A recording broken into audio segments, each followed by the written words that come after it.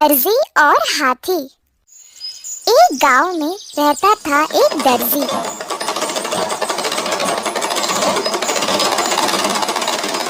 उसी गांव में एक हाथी भी रहता था। हर रोज हाथी गांव के किनारे नदी पर नहाने जाता था।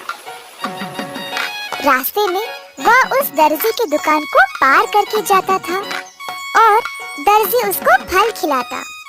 दोनों अच्छे दोस्त बन गए। एक दिन दर्जी का मन थोड़ा खराब था।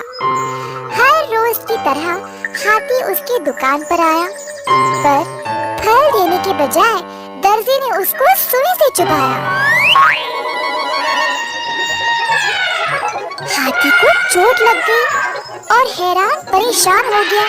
गुस्सा भी आया, पर बिना कुछ कहे चुपचाप वहां से चला गया। नदी पे रोज की तरह पहुंच गया। दर्जी का बुरा बर्ताव भूल नहीं पाया।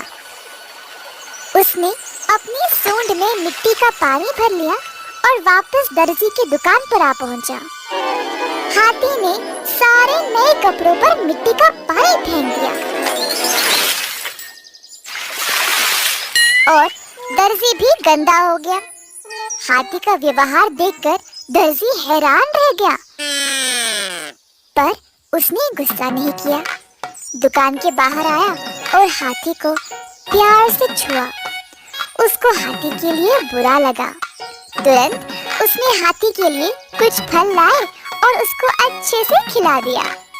हाथी और दर्जी फिर से दोस्त बन गए। इस कहानी से हम ये सीखते हैं कि बदला लेने का परिणाम बुरा ही होता है।